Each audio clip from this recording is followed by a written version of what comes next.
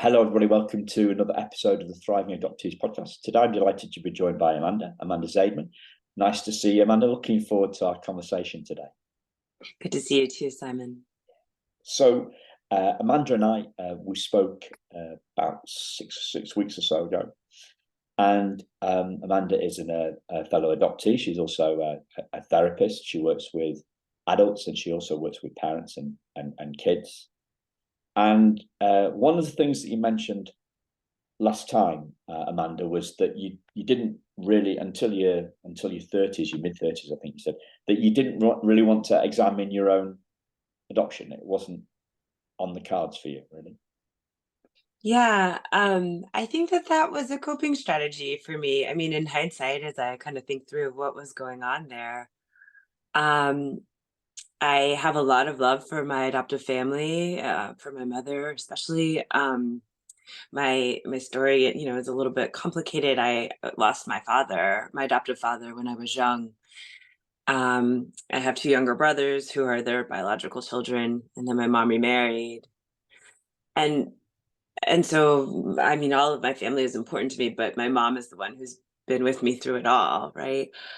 And there, I think it's common in adoptees to have this protective part that really hangs on to our adoptive family's goodness, and that was very strong in me. Yeah. Yeah, it does, and there's a very clear in the social media world. I think it's very clear the difference between the adoptees who had good experience and the ones who had a less good experience, Hmm. and the ones that had a good and clearly it's a spectrum rather Sure. than two poles. But it's just simplifying that. It's obviously very clear, and I think for a lot of us, we can kind of look at a source of trauma and look at the different layers of trauma. So, is this to do with relinquishment, or is this to do with what happened in the adoptive family? We can look at it on a theoretical basis, Hmm. but Hmm. it all becomes one in within a human, within an adoptee's heart, right? Yeah. Yeah, Sure. it's totally theoretical to split it out. Um, One of the things that uh, pops into my head is that as a you mentioned being a therapist, I mentioned that you're a therapist. Um, when you were doing your therapy training, Mm. didn't they want you to unpack it, the So, adoption stuff, or did they let you have yeah. a pass? Or The program that I went to, it was a social work program. And it's interesting because I know in a lot of advanced degrees in psychotherapy, it's mandated that you have your own therapy sessions, as it should be. And that wasn't the case in my program. I was never in therapy as a child. I was never in a therapy as a grad student. I think, maybe something that came close is that in my intern year, my second internship, I was serving as an outpatient clinician. But to do that, I had to have, a lot of handholding by my supervisor. And in a lot of ways, those supervisor sessions were sort of therapy for me, right? This is yeah, being said in the session and it's activating this part of me. Let's process that again and again and again. Um, was I encouraged to examine that? I mean, I can remember doing a really extensive genogram, which is like a family tree, having some clarity around certain things. But I don't know, I will also say it was, 20 plus years ago. It's yeah, possible I'm forgetting exactly what was required and what yeah. I did, but I don't think I so. didn't Yeah. know. Interesting. I don't know, in the UK, and we have to split it out into England, Scotland, Ireland, and Wales for this part of our law, right? But Mm. in England, if you well, as far as I am aware, there's no such thing as licensed clinical social workers. Okay. It's more straight on that, that you are a therapist. You're a therapist or a social worker. There isn't a social worker and a clinical social worker with that stuff, to my Mm. knowledge, right? But Yeah. it's also very, very highly regulated, and a lot of adoptees are doing work um, to the support is very highly regulated. So the organization that inspects schools for their quality standards, right, goes around checking out elementary schools and high schools. That organization also regulates support for adoptees, and there's none of this. Those guys don't see any distinction between a coach and a therapist, and there is no such thing as, you know, like therapists, social workers. There isn't. So some very big differences here. You talked about. Well, let me jump back to where we were then. So, what was it that encouraged you to look at something happened within in the mid-30s, or in your mid-30s? Look at. You know, I was raised in a white family, and I was born in Bogota, Colombia. My skin is dark, and I think growing up in a small town in the South, that meant that everywhere I go, people felt free to comment on my adoption status. And so, you know, it was very normal for friends, even strangers, to comment on, you know, their beliefs that I should go find my adoptive parent, or sorry, my birth parents, or, you know, do I know my story, and aren't I curious? And I think it didn't, you know, it was so common that it wasn't painful even, you know, it's just part of who I was, is I'm a person who answers questions like that. And my answer always was very much a solid, like, I don't feel a need to do that. I have a mom, I have a dad. I think another way that I coped with my adoption was really displacing all of the anger and hurt that I had, just sort of by way of being an adoptee, onto my birth mother. And my parents told me, I believe that, you know, the messaging was pretty common, is pretty common still, you know, that your birth mother loved you so much that she wanted you to have a better life. And that's why, you know, that's why she relinquished you. Um, for a kid, I think that keeps my adoptive parents in a light of goodness, right? Like, that they didn't do anything wrong. They're just providing this better life. They were there. It also, for me, meant that my birth mother was the villain, because even though my parents told me, you know, she loved me so much, that didn't add up, right? Love, if that was the love she had for me, and still she said goodbye, all that was left was for me to be angry with her, because her, you know, that's how she defined love. Then Yeah. I wanted no part of it. I wanted no part of her. Um, and so, yeah, that continued, right? I went to college. People continued to tell me I should search. Me saying I have no need. I think another piece of this, Simon, is being adopted from a country where the narrative was always, for me growing up, you can never go back there. It's very dangerous. You know, anything I ever heard about it in the media or in movies, or even specifically from my parents, was about, you know, the drugs and the drug cartels and the kidnapping. I never learned Spanish. I tried to take it in high school, and I don't know if there was a psychological, like, emotional disconnect, but that was a very hard class for me. I took a little bit in college and then was done. It was probably one of my lowest grades in college. So I'm from this place where I can never go back to, and where they speak a language I don't understand, and I couldn't communicate anyways. Um, I think for almost, you know, up until my mid 30s, it just made sense to me. It was easier to just sort of, that was my past. It wasn't important. It didn't define who I am.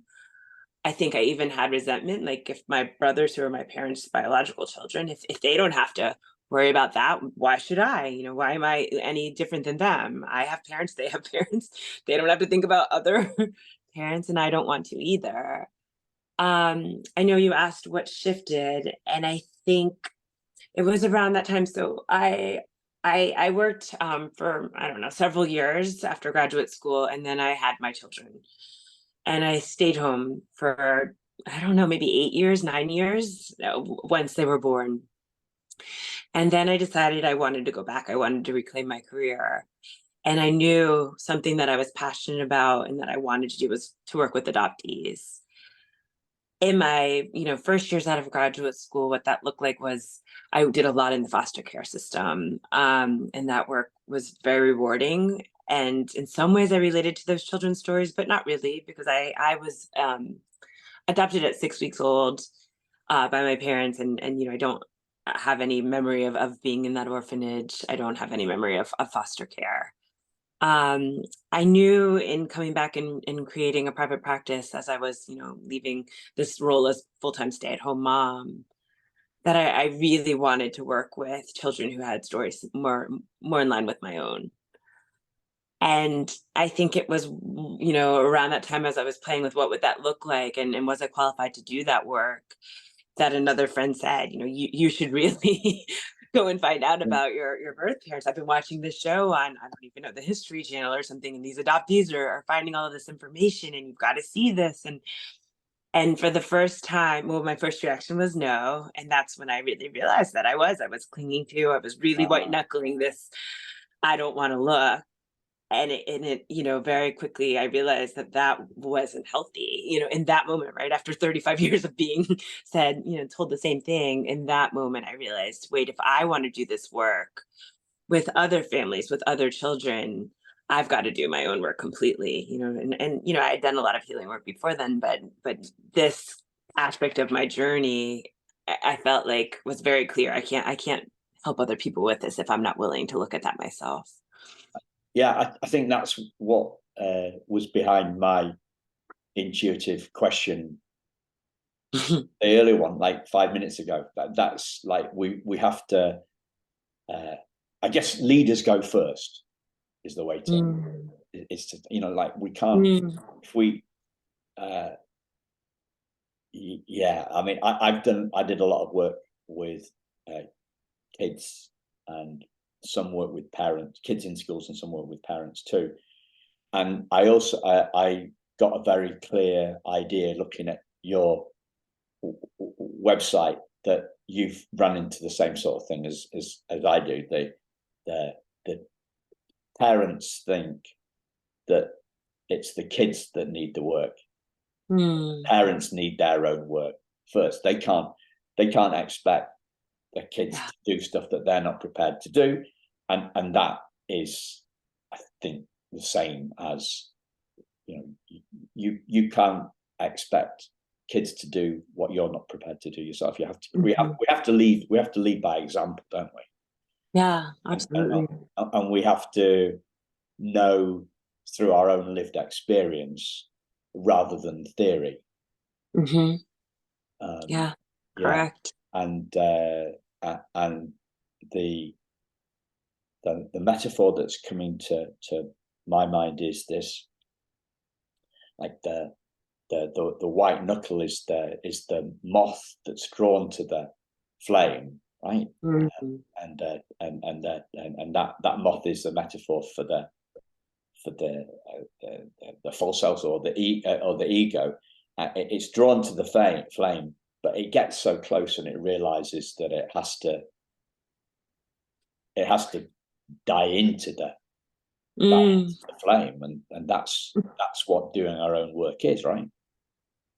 That's an interesting metaphor. Yeah, it's terrifying, right? To get too close to that flame. There's Terrifying. so many pieces that seem like they're in jeopardy if we were to do that. Yeah, Yeah. yeah. And I'm getting goosebumps now because I'm thinking back to a meltdown I had in a therapist's chair about 6, 7, 8 years ago, something like that. When I realized, I'm getting goosebumps all over, actually. I'm getting a bit of Mm. a quite, yeah. Uh, when I realized,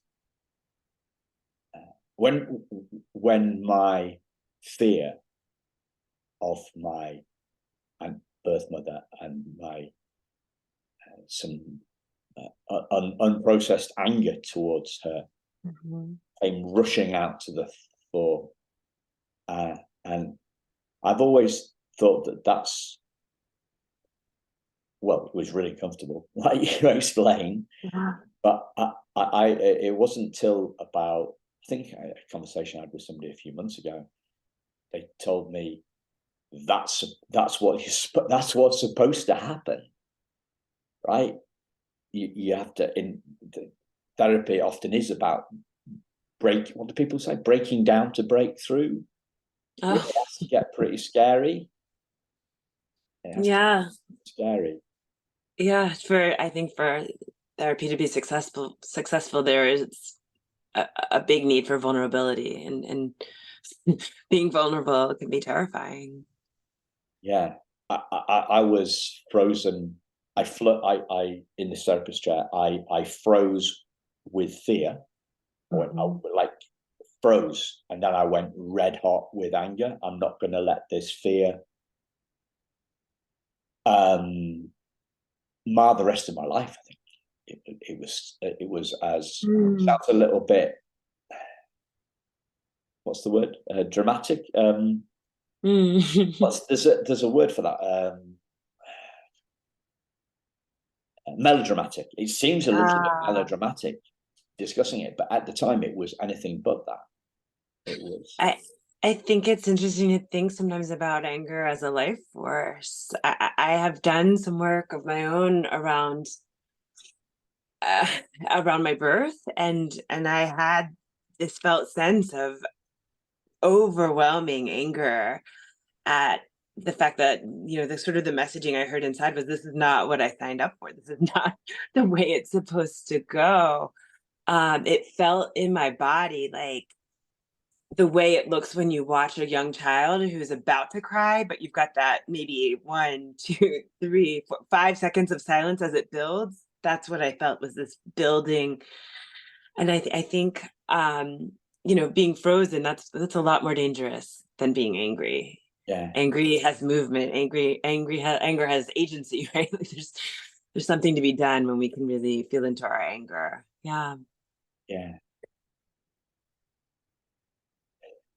One of the things when we're looking at different emotions like this, one of the there's a book that often comes up for me, and it's called Power versus Force by a guy called Mm.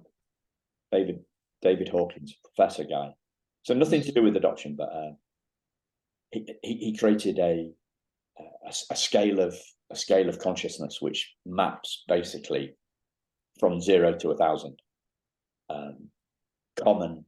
Well, most of it is common emotions, and on that scale, I think anger is way above, way above fear. Mm. Yeah. Often, often they seem to me to be two sides of the same coin. So it's uh, uh, anger is pushing stuff out, and fear is looking at stuff in, I think, or Mhm. taking bringing shame in, Mhm. pushing anger out. I don't know if I'm making any sense. Is that making any sense? You're a No, I therapist. can see that. I think that often, well, when I even think about what we were saying earlier about this frustration, this anger really that I felt towards my birth mother, yeah, that was rooted in fear, like I couldn't, the anger couldn't go towards my adoptive family because that's dangerous, because without them I can't survive. And it couldn't be directed towards myself yet. Really, that's what was happening, right? Maybe it was directed towards both of those places it couldn't go, and then immediately bounced out towards anger Wow. towards my birth mother. Almost like it's deflected, right? It's maybe Yeah. the same emotion, bam, no, towards you, not me. Yeah. Um, Yeah. Yeah. Deflected. And the other word that you used earlier on that I just scribbled down was displaced. mm, Displaced. Um, yeah, displaced or deflected. Yeah. Definitely both of those things. but I do think that fear does have a quality of more like stillness or shutdown, right? Like if I'm afraid, I don't move. Whereas if I'm angry, there's a lot of power. I think being blended completely with our anger can lead to bad results. But anger is an Yeah. important emotion, and it allows us to break out of that frozen state and be able to do something about it. So we're on to fight or fight or freeze, right? Or fight. Yeah, yeah, And now it's not just as simple as that anymore, is it? We've got fight, freeze, or fawn now is the yeah. other people talk about as well. Uh-huh. Maybe you've heard of the fourth F on that. I don't know. The fun. I mean, I think, yeah, fun. I wonder if that comes up thinking about protecting my adoptive parents. The anger that I have realized maybe could have been placed on them. I didn't, right? Because I needed to protect them. Yeah, Yeah, and and then it's I back think into the anger can go into fight or flight, right? Like, so freeze would be okay. that fear stay, and maybe you can think of flight as fear, but both of them have a lot of energy, right? We're in a sympathetic nervous system at that point when we are running or we're fighting back. Yeah, Yeah. I remember having an argument with a flatmate as a student, and he went for me, and I just absolutely emotionally, right, verbally, not physically, but he went for me verbally, and I just shut down. I just took a drink of my tea and put it down. And afterwards, he said, I couldn't understand why he didn't come back at me. Hmm. And and it was just like, for me, well, I didn't know what to do, and didn't know, I didn't want to inflame the situation, right? Hmm. So Yeah. There's safety there, right? safe, Yeah. the safety there. So, so you realised that there was some work to be done. So this was the start of your what you refer to as your pathway to healing. So, Mm. um, what does healing mean to you? Because as I mentioned before, we hit the record button. I think we we use these terms in the adoption space, in the adoptee world, like healing and trauma and identity. And it's pretty rare that we actually stop to define what we mean by our terms before we get on, and we can all have a different view of healing what healing is. So what does healing mean to you? I think when it comes to being a person in this world, right? One of the most important things, one of the most important experiences we can have, or that we can give our children, maybe you could say, is the ability to feel heard and understood. And I think that that's hard. It's not necessarily something that we were taught, and so it's hard for us to do for our children completely. But when it comes to adoptees, because adoption is such a loaded topic, and because adoptive parents, I think, are often carrying lots of their own difficult emotions, maybe grief around, the inability to have their own natural children. Maybe there is some fear around their adopted child, maybe being more loyal to their birth family than to them. There's a lot there, right? I think for me, at least my experience, I can speak for what my parents did well, what my mom has always done well is she's loved me completely. The love that I have felt from her did not feel different than the love she gave my brothers. And I think that's why we made it to 35 without digging Yeah, deeper. What was hard, and what is also true is that I don't think there was space for my big, difficult emotions. Um, and so that experience of feeling heard and understood when it came to the challenges of not only being adopted, but being brown in a white family, of losing my culture completely, yet still being discriminated against. Just different pieces that I think are inherent in adoptee stories. The fact that there wasn't space for that, I think, is in large part the work that I needed to do. And so the healing was when and I'm still on this path, right? Probably forever. But the healing work that I'm doing is learning how to do that for myself, learning how to carve out a way to make these young parts of me feel heard and understood. to feel validated, to be believed that what these parts of me experienced is true and is real. Yeah. So the one of my mentors at the moment, she talks about this, and she's not in the adoption space, right? She talks about this as kind of self-parenting. Hmm. Uh, Yeah, that sort of inner child work, like reparenting your inner children. yeah, reparenting inner child. Yeah, Mhm. yeah. Um, so that would be a way of healing rather than a definition of healing. Um, so let me take a step back then. Mhm.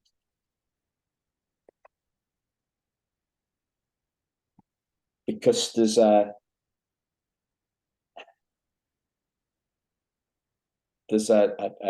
distinction I saw in a Facebook group a couple of weeks ago, and it was somebody was asking, what do adoptees need? Um, I wish I'd put it depends. You know? um, so somebody said to be heard, right? Mhm. And you said that we need to feel heard. And my first thought when I saw that was, and when I heard you say it, was, oh, how much of being heard by other people is ever going to make a difference internally? Do you know what I mean?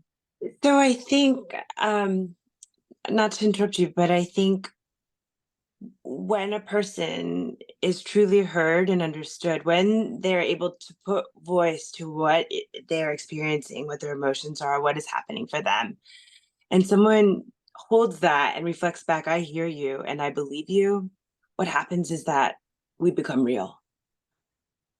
And when that doesn't happen again and again and again, there's dissonance. I feel this, but there's no space. Nobody else is naming it. No one else believes me when I bring it up. They say I'm dramatic. I mean, even use that word, right?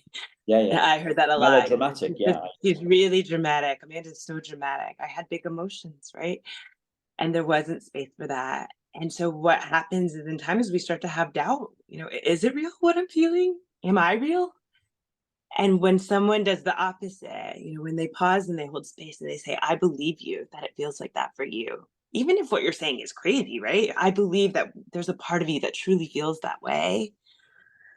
There's there's space, there's peace, there's, I think, an experience of goodness. I'm real. Yeah. Okay. I think I get it. So we're talking about two dynamics here. We're talking about the external dynamic, and that might be you professionally, or you professionally as or you with your healing, your therapist, or uh, Mhm. it's a combination of being heard and feeling heard. So the feeling heard is the internal stuff. Yeah. The being heard is the external. Yeah, I think that's fair. And I think a therapist can do that for you, right? Like we grow up and then we get to do our work. And I think finding a therapist, finding an adult adoptee group, finding, you know, just places where we can really name what we're feeling, where we can hear our stories reflected back to us by other adoptees, that leads to that felt experience. I think ultimately, though, the work is much more internal, where I can start to recognize that there are these young parts of me that still long to be heard. Maybe as an adult, I can speak, I can write it on, you know, I can post about it or I can speak about it, but there's still these very, very young parts of me longing for that. And ultimately, we're the ones who can do that. Even we're the only ones really who could do that for our young selves, right? And so, you know, that is the kind of therapy that I think can be very, very healing, is learning first from your therapist and then how to do it for yourself. The other thing that I'm getting is I'm thinking back to your earlier conversation, and I sometimes mention this. I hope it's not a stuck record, listeners. You said that growing up brown in a white environment, people ask you questions, right? Mm-hmm. And I grew up white in a white environment, so who knows, right? But I do get this feel that perhaps people in the US, this is a mass generalization, right? So people in the US are a little bit more forward, a little bit more vocal, whereas British people wouldn't many would say that. It's kind of the feeling that I get, but it is just a gut feel. But it clearly was a thing for you, and they were you were not heard. Their view was different to your view. They were saying, don't you want to search? And you were saying, no, I don't. So they were loaded. They were loading. What do people say? When I want you, this is a business thing, right? Like a bad leadership thing. When I want your opinion, I'll give it to you. So Wow. they're loading, yeah. They're loading their opinion, right? They're loading their advice. It's not just an opinion; they're an advice. They're saying, why haven't you? It's a really leading question. Well, Yeah. what the hell's it got to do with you? Right. Right. And he mentioned it with strangers. So this kind of unwanted. I joke about this, right? And I'm still trying to do it, right? I say I'm really good at unsolicited suggestions. So, do you want a suggestion? Right? And people say, yeah. So I'm asking the opinion. So the unsolicited suggestion is actually solicited, but I've kind of worked your way around that slightly with it. But I'm making a joke of it. But they're not. They were like they was trying to.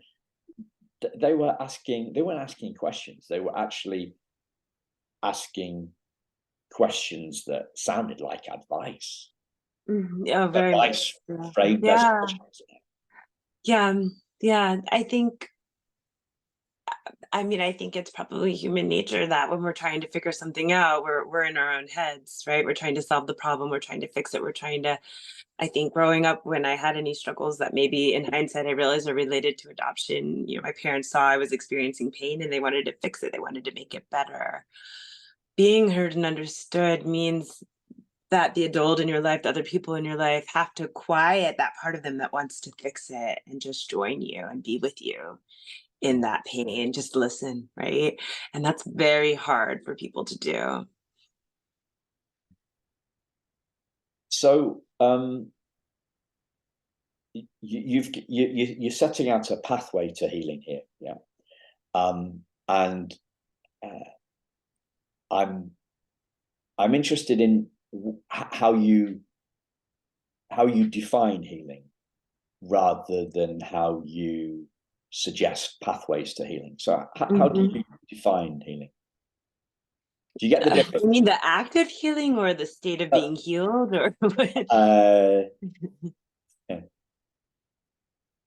So, right, I'll give you an example. Okay, so this is what I mean by a definition of healing, right? So how would you define healing, Simon? I would say being triggered less. Right? So that's a definition. Gotcha. That's one definition of healing. It's not a pathway to healing. Yeah. Pathway to healing. Like evidence of therapy, being heard, feeling in community, being in community with other adoptees. Yeah. So how would you Yeah. For me, what I have noticed in my system when I experience moments of healing, right? Like, I don't know that I will ever fully be healed. Right. But when I experience moments of healing, when I experience even maybe periods of healing, what I notice in my system is that there is more space, there's more peace, it's easier to rest in my goodness. I think some of my protective parts that have allowed me to thrive are parts that keep me always scanning my environment, always checking where do I stand in comparison to others, always making a plan for what can I do to stand out or to be worthy, right? Constant hustling for worthiness, as Brene Brown would say. While that's allowed me to thrive as a person in some ways, right? I've had a successful career, I've gone to good schools, I'm a good mother, whatever. That doesn't feel like healing, right? It is when all of that can settle, when all of those parts of me that watch and look and do and plan settle, and there's a sense of just resting, like I am enough, right? When I can tap into that goodness, Yeah. that's what it feels like for me. Those moments of healing. Yeah. Space and peace. I mean, yeah, that Mhm. you definitely have me with those. That's a way better description of healing than triggered less. That's just a step along the way, right? But Um, aren't they the same, right? Like yeah, I get triggered, right? And when there's more space, I have the ability to slow down and not take it yeah, personally. That anger sequence we were talking about before, when someone says something and it feels like it's my fault, the immediate reaction is, as it's coming inward, I catch that hot potato and I throw it back out and it looks like anger. And right, this is what we're talking about. We're talking about triggers. But when I have a better sense of my own goodness, right? And there is more space and more peace, it isn't personal anymore. This is your story. This is about you. I am a good person and you're mad at me. And maybe even I made a mistake. But I don't have to throw fire at you. yeah. So one of the things that pops up from that is the taking stuff less personally. Mm, Have you heard of Don Miguel Ruiz? Have you heard of him? no. So he's a I don't know whether he's still alive. I think his son, Don Miguel Jr. or whatever it's called, is very active now with the same community. So he was I think he was from New Mexico. I think he's a Toltec shaman guy, Hmm. and he's got this great book called Voice of Knowledge, The Voice of Knowledge, and it's not an adoptee specific thing, right? But it is Hmm. stunning. It does offer a stunning insight um, into identity for me. Hmm. So it's basically a story of our conditioning. It's the story of our conditioning. Um, he also has a book called I think it's called the Fourth Agreement, the Four Agreements, and then there's the Fifth Agreement, and one of those is don't take it personally. Mm. Uh, so you also mentioned Brene Brown, and that TED talk is amazing. Did you say hustling for worthiness? Is Yeah. that what I she think said? That's what I yeah, heard. Yeah, yeah, that's brilliant. One of the things that's on my mind at the moment is the fact that we adoptees are very good at describing trauma. We can be very clear there, mm. and yet we're not very clear on identity. So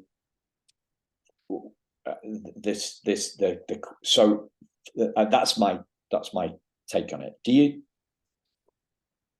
think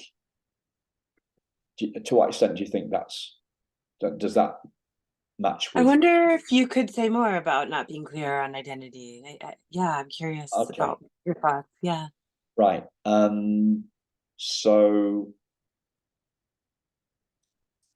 at its identity is a many layered thing, right? So you can say, okay, well, I'm Simon Jonathan Benn. You're talking to Simon Jonathan Benn, but for the first 5 weeks of my life, so you were adopted at 6 weeks, I was adopted at 5 weeks. I would Hmm. say I was David Anthony Flower. Mhm. So is it any wonder that adoptees get a bit confused about identity when we've had names, right? Mm. And I remember getting the certificate, whatever. I mean, it wasn't a certificate; it was a piece of crappy. It was like a piece of toilet paper that said it. Ah, I was expecting to see my birth mother's name on it. That's what I was yeah. expecting. But I also saw my first name. So, and I thought, oh, that's a bit weird. I've had two names. So we can look at. So, are we getting confused? So we can look at identity as our name. We can look at identity as our role. We can say I'm adopted, which is an event that happened to me, or I'm an adoptee. That's a label that somebody else gave me. So we can look at identity from name, label, role in society. I'm a mum. Role in our family. You're a mum. You're a wife. I'm husband. We can look at identity, but the essence of identity, as I see it, at the most profound level, is this idea that we are awareness, or we are consciousness, or we are spirit. And the phrase I normally talk about with this is that phrase from the Jesuit priest guy who said that we're not human beings having a spiritual experience, we're spiritual beings having a human experience, right? So Mhm. if I was going to cut right to the chase, I would say, and I realize it sounds a bit nuts, I self-identify as consciousness. Mhm. So that's what I mean by identity at the level. Just that. Just that. Yeah. And why that's a thing is because that's where I found my priest. That's where the piece hangs out. And to do that, I have learned from non-adoptees, because I haven't yet found an adoptee who, I was saying to somebody last week, where are the Brené Browns of adoption, right? Mm.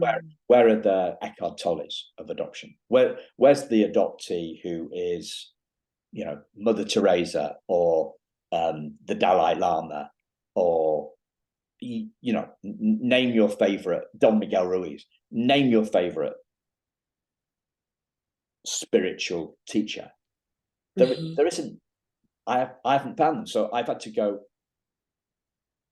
outside, and this is hindsight, right? I didn't do this. This is me looking back and seeing my path rather than a conscious decision. Well, I've had I haven't found this. I'm not sure whether I'm making any sense here, but that's the question. So that's my question to you, really, is to what extent do you think that we're, as adoptees, we're great at describing trauma, but we're less great at describing identity? Um, yeah, I mean, I guess maybe you're saying our own trauma and our own identity versus just the general terms, right? Like, I can talk about what is my trauma. It's much harder for me to really pinpoint what is my identity. Is that kind of, yeah. For all of us, Um, yeah. hmm I agree that it's really, really tricky. I think there's so much grief for adoptees as you really wrap your head around all of the questions that we have about our roots, about who am I, about where do I come from, and even this thing that I do, where does that come from? Um, I think there seems to be sort of, as you're talking about all of that, what I'm hearing is almost an evolution of identity. As you talk about spiritual beings having a human experience, I think that's where we're hoping to land, right? So we go from asking, who am I, to landing maybe on I am, right? Yeah. Yeah, yeah. Yeah. And if you want, there's listeners, if you want to dig into this, there is a podcast called I Am. And I'll put a link in the show notes, because the first the first guest that was on the I Am podcast Yeah. is this guy that I name check all the time. This guy, a guy called Rupert Spira, who he's the non-adoptee that is crystal clear on consciousness, crystal clear on the I amness. Mm-hmm. Yeah, I love that. I think in my own journey of identity and in this question, right, I went from pushing away anything related to my roots or my culture, really trying to fit in to this identity of girl growing up in a Caucasian middle class family, to the pain, right? The pain of recognizing the sadness of knowing so little about myself and where I come from.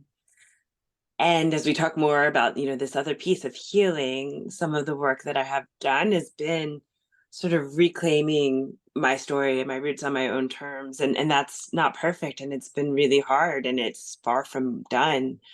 But some of that has looked like working hard to better understand my birth mother, um, learning about the journey of birth mothers and what they go through and changing that narrative in my head of just, blaming her and being angry at her and really conceptualizing her as maybe a teenage mom who now that I'm an adult, I can really see how hard that would have been. Now that I am a mother, I can imagine how painful that would be, just allowing her to be more complex. There has been work around even forgiving myself for moving on from, that for not really claiming my culture for most of my life, like actually being alienated by that. And there was a lot of work I needed to do around forgiving myself for that, which I didn't even realize needed to be done. Um, and most recently, I think you and I were talking a few months ago about, I think it had just been my birthday, it was about to be my birthday. And I had done this retreat, sort of a group retreat. And one of the leaders used this phrase a lot. It was, why not? And, this comes back to that birthday topic we were talking about. I have always loved my birthday. And as I got older and learned that that's a day of sadness for many adoptees, there was a lot of questioning and maybe some guilt, like what's wrong with me that I didn't have, bad feelings about that. But in this retreat that I was on, I did work around that day. And so all I have is my papers. I will never, I don't think, know my story. I've tried. I've gone back to Columbia. I've submitted searches and done a lot, the DNA, and I've gotten no answers. So I may never know my story. But my date of birth is July 28th, and my relinquishment day is July 31st. And always the story I had, the narrative I told myself was that probably my mother wanted nothing to do with me. I imagine maybe she handed me over to the doctor, or maybe she never even handed me anywhere. I was born, and that was the end of my story with her. And I have reclaimed those 2 days because why not? Why not? Why can't I have a story in my mind and in my heart where maybe for 2 days she held me and I was allowed to gaze at her and, maybe there was connection there. And I think that tracks whether or not it's true because my birthday is a happy day. And I think if it was a day of immense pain, if that's how my story started, I think it might not be that way for me. But when I think about identity, right, and I'm reclaiming these people, I can reclaim my birth mother. I can, instead of her being the one I'm fighting against, I can imagine her being, 19 years old, and I can imagine as an adult coming back through time and space and holding her, and I can imagine her behind me, supporting me, and I can imagine ancestors I'll never know, supporting me in that way. And this all can become part of my identity, right? And it's not as solid as it would be if I could just read the stories and know the narrative. But I think we can as adoptees do this work to echo out our identities and to find peace. That's beautiful. Mm, thank you. I saw you filling up a little bit as well. Yeah, you feel it? Yes, yes. Oh, Yeah. I have big emotions always. Yes. Touch the space. Mm. Yeah, yeah. This isn't dead air, listeners. It's me. This is me just giving Amanda space. I think that's beautiful, and I think that's a really great place to bring it in. Thank you, Simon. Yeah.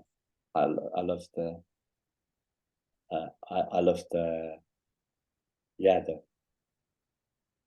the reclaiming stuff and the peace and the why not Mhm. and and you know, you mentioned retreats. You know, they're a great place for us to